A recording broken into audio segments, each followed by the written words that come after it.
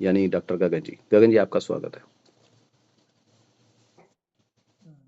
Thank you sir, thank you Vikas sir, thank you Gopal sir और thank you Jagsir sir. जितने भी all वीएमसीएम leader यहाँ पे बैठे हैं उन सभी का धन्यवाद। तो आप सभी को पता ही है कि हमारी सीरीज चल रही है, तो आज हम बात करने वाले हैं थायराइड पे। थायराइड क्या चीज़ है और इसका सर्वे के दौरान क्या क्या पाया गया, कितने लोग इससे पीड़ित हैं, और उसके बारे में बात करेंगे कितने प्रकार का होता है और कौन सा थायराइड किसको क्या क्या प्रॉब्लम देता है बॉडी के अंदर, और इसके क्या घरेलू उपाय है और क्या फूड सप्लीमेंट हम यूज करके इसको ठीक कर सकते हैं। तो सबसे पहले हम बात करेंगे थायराइड। थायराइड है क्या चीज? थायराइड एक छोटी सी तितली जैसी आकार की एक ग्रंथि होती है जो हमारे गले के अंदर होती है यहाँ पे। अगर इसकी मैं बात करूं तो ये हमारा हार्मोन होता है। अगर उसको ये कम बनाए तो भी थायराइड का नाम दिया जाता है। अगर ये ज्यादा बनाए ग्रंथि हार्मोन, तभी भी इसको थायराइड का नाम दिया जाता है। क्योंकि अगर ये समस्या बढ़ेगी या घटेगी, दोनों स्टेज में ही हम इसको थायराइड बोलते हैं। वैसे थायराइड कोई बीमारी नहीं है, सिर्फ हार्मोन का संतुलन जब बिगड़ता है इस ग्रंथि के थ्रू, तो उसको थायराइड कहा जाता है। रिपोर्ट के आधार पर अगर हम बात करें तो रिपोर्ट में T3, T4 और TSH तीन तरह की हमें वो रिपोर्ट के अंदर थायराइड दिखाई जाती है। लेकिन ये तीनों चीजें हैं क्या? सबसे पहले मैं आपको बता दूं, जो T3 होता है वो हमारा काम करने वाला हार्मोन होता है, और जो T4 होता है वो स्टोरेज करने वाला हार्मोन होता है, और जो TSH होता है वो कंट्रोल करने वाला इनका मैनेजर होता है। इसके अंदर अगर मैं बात करें सर्वे के दौरान, थायराइड के लगभग 42 मिलियन लोग आज भारत में पीड़ित हैं, लगभग सभी प्रकार के थायराइड के। और 20 मिलियन लोग आज अगर हम बात करें तो अमेरिका के अंदर है। 100% में से 31.6% तक गर्भवती महिलाओं में थायराइड की समस्या पाई जाती है। क्योंकि महिलाओं का हार्मोन का इनबैलेंस होना, उनका मोनोपोज जो जीवन चक्कर है, जहाँ प्रेगनेंसी है, इन कारणों से ज्यादा उनमें प्रॉब्लम होती है। थायराइड कितने प्रकार का होता है और ये क्या क्या काम करता है और हमारी बॉडी पे इसके क्या क्या लक्षण दिखाई देते हैं? मेन थायराइड हम बात करें वैसे तो दो ही प्रकार का माना जाता है, पर इसके 5 तरह के अलग अलग चीजों के बारे में इसमें बताया गया है। सबसे पहले हम बात करेंगे हाइपोथायराइड। वैसे अपने इसको हाइपोथायराइडिज्म भी बोल सकते हैं, पर सिंपल याद रखने के लिए आप इसको हाइपोथायराइड नाम से जान सकते हैं। हाइपोथायराइड में क्या होता है कि ये थायराइड को क्रिया कम होता है अपने आप में, और ये हार्मोन को कम बना पाता है। हाइपोथायराइड हार्मोन कम बना पाता है, सिंपली याद रखें। और उसके बाद में इसमें जो लक्षण आते हैं हार्मोन कम होने से, सबसे पहले वजन बढ़ने लगता है। पेशेंट का वजन बढ़ने लगेगा, मेटाबॉलिज्म होगा उसका वो धीमा हो जाएगा, थकान ज़्यादा रहने लगेगी, पेशेंट को थकान की दिक्कत ज़्यादा रहने लगेगी। कॉन्स्टिपेशन की उसको प्रॉब्लम होती है, कई बार उसको डायरिया की प्रॉब्लम भी हो सकती है। और उसके साथ साथ उसकी जो बॉडी टेम्परेचर है वो अपने आप को फील करेगा, तो वो हल्का ठंडा फील करेगा, बॉडी ठंडी रहनी स्टार्ट हो जाती है उसकी। और बाल झड़ना, उसके जो बाल हैं वो झड़ने स्टार्ट हो जाते हैं, या पतले पड़ने स्टार्ट हो जाते हैं, या टूट के बाहर निकलने स्टार्ट हो जाते हैं। और उसके साथ साथ वो किसी भी काम को करने के लिए अगर वो बैठता है तो उसका उस काम के अंदर ध्यान नहीं लगता है। ये हाइपोथायराइडिज्म जो हमारा होता है थायराइड, उसके अंदर ये समस्या आती है। दूसरे वाले की अगर मैं बात करूं तो वो है हाइपर थायराइडिज्म। एक तो हाइपो हो गया और दूसरा हो गया हाइपर। हाइपर में क्या होता है इसमें हार्मोन की प्रक्रिया तेज हो जाती है, उसमें कम होती है, इसके अंदर तेज होती है। जब हार्मोन की प्रक्रिया तेज हो जाती है तो बॉडी के अंदर कई प्रकार की प्रॉब्लम्स बढ़ जाती हैं। सबसे पहले क्या होता है, वजन मरीज का कम होने लगता है, उसके अंदर मरीज का वजन बढ़ता है, इसके अंदर कम होने लगता है। और पेशेंट की हार्ट बीट, धड़कन, बार बार उसको पसीना आना, जहाँ कई लेडीज के अंदर ये समस्या आती है कि मुझे बैठे बैठे हुए, अपने पंजाबी में कह रहे थे कि तेली आ गई, मतलब हल्का पसीना आ गया, तो हो सकता है उसको वो थायराइड की दिक्कत हो। उसका जो थायराइड है, उसका जो हार्मोन है वो ज़्यादा एक्टिव हो। और उसके साथ साथ उसको डिप्रेशन की दिक्कत रहती है, मतलब चिंता ज़्यादा रहती है उन लोगों को, उनको प्रॉपर नींद नहीं आ पाती है, और उसके साथ साथ वो हर टाइम पर कमजोरी फील करते हैं।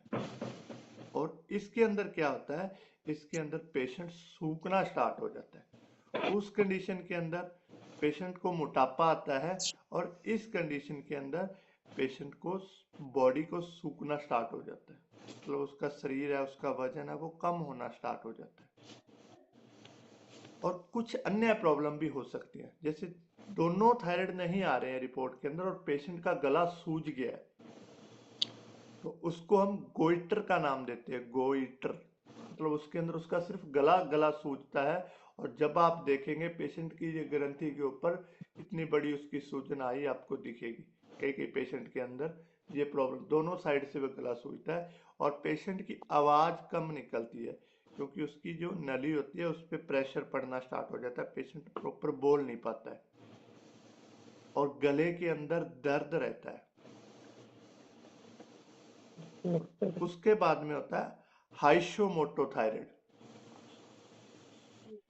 हाइशोमोटोथायराइड क्या होता है, ये उसी का, अगर मैं बात करूं, थायराइड खुद की जो उसकी इम्यूनिटी होती है वो खुद को ही खाना स्टार्ट कर देता है।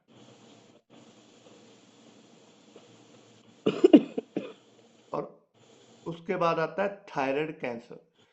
इसकी जांच टेस्टिंग के दौरान होती है, ब्लड टेस्ट होते हैं, और उसके बाद में यहाँ से मांस का टुकड़ा लिया जाता है और उसको जांच के लिए भेजा जाता है। अगर उसके अंदर ये प्रॉब्लम पाई जाती है तो उसको थायराइड कैंसर का नाम दे दिया जाता है। लेकिन आज के टाइम में फर्स्ट दो कंडीशन, हाइपो और हाइपर, ये प्रक्रिया बहुत ज्यादा बढ़ रही है। काफी हद तक लेडीज में ये समस्या ज्यादा पाई जाती है। इसके इस बीमारी की अगर मैं बात करूं, क्या क्या इसको बीमारी होती है, तो क्या क्या प्रॉब्लम्स आती है और किन कारणों से आती है। आयोडीन की कमी से ये प्रॉब्लम आ सकती है सबसे पहले। दूसरे नंबर पर अनुवांशिक, मतलब जिस लेडीज की है, अगर उसकी फैमिली में आगे उसकी बच्ची को ये प्रॉब्लम आ सकती है, क्योंकि अनुवांशिक फैमिली टू फैमिली ये बढ़ती है। तीसरे नंबर पर बात करूं तो ये ऑटो इम्यून बीमारी, गलत खान पान होना, उस सिस्टम से भी हो सकती है। ऑटो इम्यून भी ये हो जाती है, बॉडी अपने आप में रिकवर ना कर पाना, उससे भी ये बीमारी बढ़ सकती है। लाइफस्टाइल का गड़बड़ होना, आज के समय में प्रचलन खाने पीने का, फास्ट फूड का, या अपने कह सकते हैं इन चीजों का ज्यादा प्रचलन हो गया, पैकिंग बंद चीजों का ज्यादा प्रचलन हो गया है, तो इन कारणों से भी ये समस्या बढ़ जाती है। और ठीक है। प्रॉपर सही डाइट का ना होना, आज के समय में हमारा जो सही खान पान है, जैसे हम सुबह प्रॉपर खाना टाइम पे नहीं खाते हैं, शाम को नहीं खा पाते हैं, या हमारा जो डाइट प्लान, जो हमें पोषक तत्वों वाली चीजों की जरूरत है, वो चीजें हमारी बॉडी में नहीं जा पाती हैं, क्योंकि आज फ्रूट भी जहरीले हैं, सब्जियां भी जहरीली हैं, पानी में भी केमिकल है, हवा में भी केमिकल है, हर चीज जहरीली हो चुकी है। तो वो टॉक्सिन्स हमारी जो बॉडी में बढ़ते हैं, टॉक्सिन्स की मात्रा हमारी बॉडी में जब बढ़ती है, तो ये समस्या हमारी बॉडी के अंदर आती है थायराइड की, और इससे ही हार्मोन बैलेंस बिगड़ता है। इसके बाद हम इसके कुछ घरेलू चीजों के बारे में हम बात करेंगे, इसको कैसे ठीक रख सकते हैं। टॉक्सिन्स को रिमूव करें, तो मैं काम करेंगे। काफी हद तक ये बीमारी रिकवर हो सकती है। लेकिन अगर आपके गले में सूजन रहती है इस मरीज की, उसका गला दर्द करता रहता है, कुछ भी खाता पीता है, उसके गले के अंदर स्वेलिंग रहती है, या उसको ऐसे लगता है कि मेरे गले के अंदर कुछ फंस गया है, तो कुछ घरेलू उपाय भी हम कर सकते हैं। आपने अदरक की चाय बना कर लेनी है, वो भी आपकी गले की स्वेलिंग को कम करती है। तुलसी की चाय आप पी सकते हैं, वो भी आपके गले की सूजन को कम करती है। उसके साथ साथ शहद और काली मिर्च का आप सेवन कर सकते हैं, ये भी आपके गले की जो सूजन है उसको कम करेगी। ग्रीन टी का आप इस्तेमाल कर सकते हैं। गुनगुना पानी, मुलट्ठी पाउडर का आप सेवन कर सकते हैं, या मुलट्ठी को चबा के आप खा सकते हैं। आयोडीन युक्त नमक का आप सेवन कर सकते हैं। ये सभी चीजें आपके गले की जो सूजन है, जो स्वेलिंग है, उसको कम करने में हेल्प करती हैं।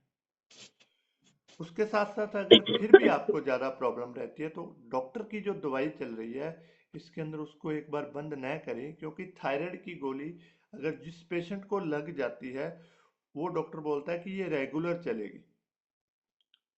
पर अगर आप उस थायराइड की गोली के साथ साथ वेस्टीज के सप्लीमेंट लेते हैं, तो आने वाले टाइम के अंदर वो गोलियां बंद हो जाती हैं। मैंने इसके काफी अच्छे रिजल्ट लिए हैं थायराइड के अंदर। जिन लोगों का थायराइड चाहे बढ़ता है चाहे घटता है, दोनों कंडीशन के अंदर ये रिकवर हो सकती है। अब अगर मैं बात करूं, जिन लोगों का वजन कम होता है, उन लोगों को थायराइड है, आपने दो कंडीशन देखनी है। सबसे पहले जिन लोगों का वजन कम होता है उनको फूड सप्लीमेंट हमने क्या देने हैं, और जिन लोगों का वजन बढ़ता है उनको फूड सप्लीमेंट हमने क्या देने हैं। और जिन लोगों के थायराइड नॉर्मल रहता है और गले में सूजन रहती है, उसको फूड सप्लीमेंट हमने क्या देने हैं। 3 स्टेज के अंदर अलग अलग तरीके से हम फूड सप्लीमेंट दे सकते हैं। इसके रिजल्ट आपको 100% मिलेंगे। जैसे मैंने आपको शुरू में बताया कि थायराइड बीमारी नहीं है, थायराइड सिर्फ हार्मोन का बदलाव कह सकते हैं, हार्मोन का इनबैलेंस कह सकते हैं, ये होता है। तो हम बात करेंगे वजन कम होने वाले मरीजों के लिए। जिन लोगों का वजन कम होता है, आप उनको ये सप्लीमेंट दे सकते हैं। सबसे पहले आपने उसको देना है गैनोडर्मा। दूसरे नंबर पे आपने ऐड करना है नोनी। तीसरे नंबर पे आपने ऐड करना है सी बकथ्रोन। चौथे नंबर पे आपने करना है सी एम डी। और लास्ट में आपने देना है एलोवेरा। ये 5 प्रोडक्ट उन पेशेंट को आपने देने हैं जिन लोगों का थायराइड की वजह से वेट लॉस हो रहा है। दोबारा से रिपीट कर रहा हूं मैं, गैनोडर्मा, नोनी, सी बकथ्रोन, सी एम डी और एलोवेरा। जिन लोगों का थायराइड की वजह से वेट कम हो रहा है, उनको ये सप्लीमेंट आप दें, तो उनकी जो थायराइड की समस्या है वो भी रिकवर हो जाएगी, और उनका वेट है वो भी अपने आप मैनेज होना स्टार्ट हो जाएगा। नंबर 2 पे हम बात करेंगे जिन लोगों का वजन ज्यादा रहता है। एक तो वजन कम होता है, दूसरे के अंदर वजन ज्यादा होता है। और जिन लोगों का वजन ज्यादा होता है, उसके अंदर सबसे पहले हमने स्टार्ट करनी है उस मरीज की वी स्लिम टी। दूध वाली चाय उसकी बंद कर दे और वहां पे वी स्लिम टी ऐड करें। 2 बार पिए, दिन में 3 बार पिए, 4 बार पिए। उसके साथ साथ हमने करना है फ्लैक्स ऑयल 3 टाइम, सुबह दोपहर और शाम फ्लैक्स ऑयल उसको दें। और उसके बाद में देना है गैनोडर्मा और नोनी, सीएमडी और एलोवेरा। वजन कम वाले में हमने क्या देना है, सी बकथ्रोन ऐड किया है। और वजन ज्यादा वाले में हमने सी बकथ्रोन क्रॉस करके उसकी जगह के फ्लैक्स ऑयल ऐड किया है। और लास्ट में हमने फुट पैच देने उन लोगों को। ज्यादा वजन वाले लोगों को, ज्यादा थायराइड बढ़ा है जिन लोगों का, उनको आपने फुट पैच जरूर यूज करवाने हैं। ये दोनों कंडीशन में हम अलग अलग सप्लीमेंट दे सकते हैं। वजन बढ़ता है उनको, दोबारा से मैं रिपीट कर दूं, V slim tea, flax oil, ganoderma, noni, CMD, aloe vera और फुट पैड। और जिन लोगों का सिर्फ गला सूजा हुआ रहता है उसको हमने क्या देना है, उसको हमने 4 फूड सप्लीमेंट देने हैं, 3 फूड सप्लीमेंट देने हैं, चौथा हमने फुट पैड देना है। सबसे पहले हमने देना उनको फ्लैक्स, दूसरे नंबर पे हमने उनको देना है नोनी, तीसरे नंबर पे हमने उनको देना है गैनोडर्मा और चौथे नंबर पे हमने देना उनको फुट पैच। जिन लोगों का सिर्फ गले में सूजन रहती है, यहाँ पे फूला हुआ महसूस होता है उन लोगों को, और ये हमेशा गला उनका भारी रहता है, उनका वॉल्यूम है वो नहीं निकल पाता है, उस स्टेज पे हम उनको ये दे देते हैं। तो जिन लोगों को उसके बाद में अगर मैं बात करूं ऑटो इम्यून सिस्टम की बीमारी हो जाती है, वहां पे आप कोशिश करें टॉक्सक्लीन, फुट पैच, ये 2 ही चीजें यूज कराएं। और लास्ट कैंसर वाला जो पेशेंट अगर आपको मिल भी जाए कोई किसी भी प्रकार का, तो वहां पे भी आप फुट पैच और टॉक्सक्लीन ही ऐड करवाएं, और 2 चीजें और कोई प्रोडक्ट उनको यूज न करवाएं, आपको 100% रिजल्ट मिलेगा। इस वजन कम वाले में और वजन ज्यादा वाले में जो जो मैंने आपको फूड सप्लीमेंट बताए हैं, चाहे वो पेशेंट का थायराइड बढ़ रहा है चाहे घट रहा है, दोनों स्टेज के अंदर ये फूड सप्लीमेंट काम करते हैं। Thank you. Over to Vikas sir. Thank you doctor साहब। Excuse me sir, Gagan sir. Thank you doctor साहब, थैंक यू सो मच। हाँ जी, कौन बोल रहे सर हैं? गगन सर, सर ज्योति बोल रही हूँ टीकमगढ़ से। हाँ जी मैम, बोलिए। सर जैसे सर ने बताया कि आप जो एलोपैथिक दवाइयाँ आपकी चल रही है उसके साथ अपन ये सप्लीमेंट्री दे सकते हैं, तो सर कई कई लोगों का ये कहना रहता है कि हम दोनों एक साथ कैसे ले सकते हैं? मैम थायराइड की एक ही गोली होती है, वो सुबह जी खाली सर। पेट ली जाती है। जी सर। पेशेंट को ये बोलना है कि हमारे जो प्रोडक्ट्स हैं वो फूड सप्लीमेंट है, हमारी जी खुराक है, जी आयुर्वेदिक पोषक कह सकते हैं प्रोडक्ट्स है। आपकी अगर थायराइड की समस्या बढ़ी हुई है, देखो किसी किसी पेशेंट की थायराइड 40, 35, 30 इस प्रकार से बढ़ा होता है, लेकिन नॉर्मल स्टेज इसकी बहुत कम होती है, 5, 5.5, 6, एवरेज 7 तक अपने बोल सकते हैं, और रिपोर्ट जी के अकॉर्डिंग होती है। तो उसको ये बोलना है कि आपने 15 दिन 10 दिन गोली लेनी है, उसके बाद में आपने इसको बंद कर देना है। जी जिन लोगों का ज्यादा बढ़ा हुआ, अगर नॉर्मल जी 15 सर। तक थायराइड है, तो मैं उन लोगों की गोली शुरू ही नहीं करता, मैं सिर्फ फूड सप्लीमेंट से उनको रिकवर कर देता हूँ। जी सर। उनको ये बोलो थैंक यू कि सर। गोली आपको डॉक्टर ने ये बोल के दी है कि आपको जिंदगी भर खानी पड़ेगी, लेकिन हम फूड जी सप्लीमेंट आपको ये कह के दे रहे हैं कि आपने 3 महीने अगर इसको खा लिया, तो आपकी जो भी समस्या है थायराइड संबंधी, वो हमेशा के लिए रिकवर हो सकती है। जी sir. Thank you thank sir. You ma'am, thank you. इसमें थायरोक्सिन एक टैबलेट आती है, वो यूज़ होती है दोस्तों। और जैसे डॉक्टर साहब ने आपको बताया कि वो टैबलेट यूज़ होती है। और एक और चीज़ मैं इसमें अपने अनुभव से मैं ऐड करना चाहूँगा, क्योंकि मैं NLP की ट्रेनिंग भी देता हूँ, न्यूरो लिंग्विस्ट प्रोग्राम। तो उस केस में हमारे पास वहाँ पे हज़ारों केस आते हैं। तो जितना आप हंस सकते हैं, खुश हो सकते हैं, तो थायराइड बहुत जल्दी रिकवर होगा आपका। क्योंकि थायराइड, जैसे अभी डॉक्टर साहब ने बताया, ये एक हार्मोन है दोस्तों। ये समस्या कब आती है? जब आप बहुत ज़्यादा किसी के प्रति पेन लेते हैं, बहुत ज़्यादा परेशान हो जाते हैं, तो थायराइड की समस्या आ जाती है। अब मेरी वाइफ पूजा है, देखो मैं सप्लीमेंट का काम करता हूँ। पीछे मेरे मदर इन लॉ एक्सपायर हो गए, तो ये घर पे हमारे आए थे, तो इनका आपस में लगाव इतना था, तो ये पूरा 6 महीने मतलब परेशान रही। तो फिर इसका वेट बढ़ने लग गया, तो चेक कराया तो उसका थायराइड बढ़ा हुआ। तो ये एक टैबलेट है जो शुरू हुई थी, लेकिन हमने डॉक्टर ने इसको 75 mg की शुरू कराई थी। फिर मैंने सप्लीमेंट दे दे के इसको 75 पे ले आया, 75 से बाद उसके पास 25 पे ले आया, 50 के बाद अब 25 पे ले आया। इसका मतलब थायराइड कंट्रोल है। इसका मतलब ये है कि ये नहीं है कि सप्लीमेंट थायराइड की टैबलेट अगर शुरू होगी तो वो चलती रहेगी। आप खुशी के हार्मोन्स, जैसे आपको बोला कि ऑक्सीटोसिन एक खुशी का हार्मोन है, राइट? और इस तरह से हमारी बॉडी में बहुत सारे हार्मोन्स बनते हैं जो हमारे इस लेवल पे, जैसे तितली की तरह, जैसे डॉक्टर साहब ने बताया, ये गले से नीचे होते, जो भी आप खाना खाते हो तो रस इसके साथ मिलता है। तो जब रस मिलता है तो वो फूड को बैलेंस करता है बॉडी में, है ना? अच्छा क्या चाहिए, बुरा क्या चाहिए, कहाँ कहाँ पे क्या चाहिए, तो वो बैलेंस करता है। अगर ये बिगड़ जाता है तो फिर वो खाना, जो एक तरह से मैं कैसे बताऊं आपको, कि एक पानी की पाइप है और ऊपर से खुली है, नीचे से भी खुली है, ऊपर से पानी डाली जाऊंगा, नीचे से निकल ही जाएगा। तो थायराइड के पेशेंट का ऐसा होता है, सबसे ज्यादा कैल्शियम लॉस होता है थायराइड का, बाथरूम के जरिए निकलता है उसका, हड्डियां कमजोर पड़ जाती हैं, है ना।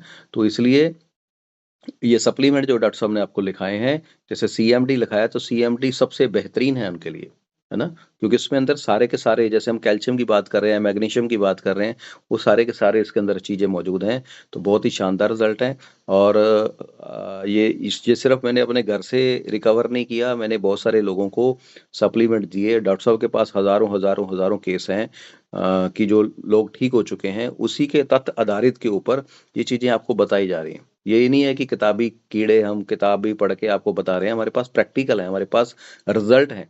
इसलिए जब आप ये चीज़ें देते हैं और साथ में लोगों को खुशी के हार्मोन्स, खुश रहने के तरीके क्या हैं, किसी की आपने सड़क से चलते हुए उसका हाथ पकड़ के उसकी रोड क्रॉस करा दी, और वो बोलता है, बुजुर्ग इंसान बोलता है या लेडी बोलती है, महिला बोलती है, बेटा तू जीता रहा, खुश रह, भगवान तेरे को लंबी आयु बख्शे, और हम खुश हो जाते हैं।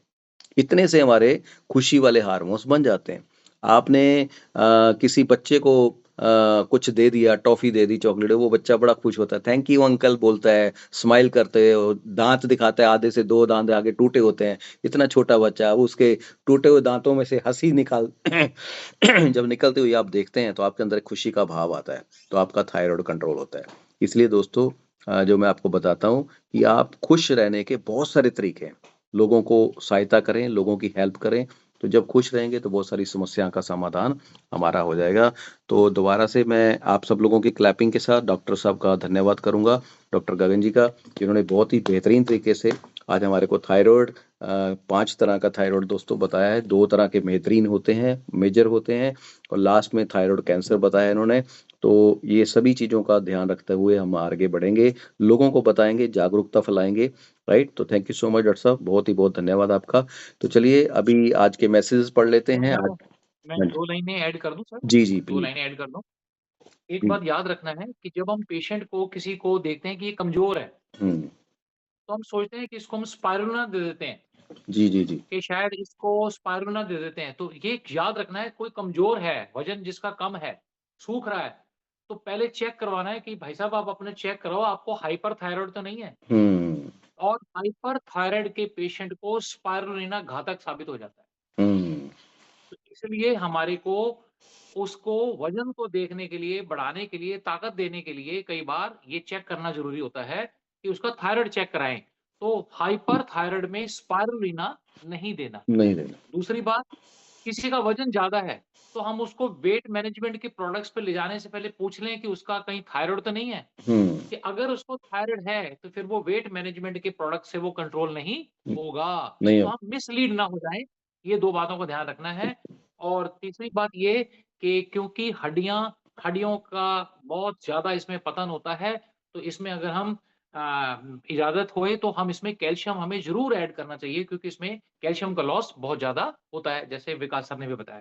जी, जी, thank you so much. Thank you so much, thank you Gopal ji, बहुत बढ़िया। तो दोस्तों ये चीज़ें देखिए, हमारे यहाँ पे जितने भी एक्सपर्टीज बैठे हैं, सारे के सारे इसमें निपुण हैं, एक्सपर्ट हैं।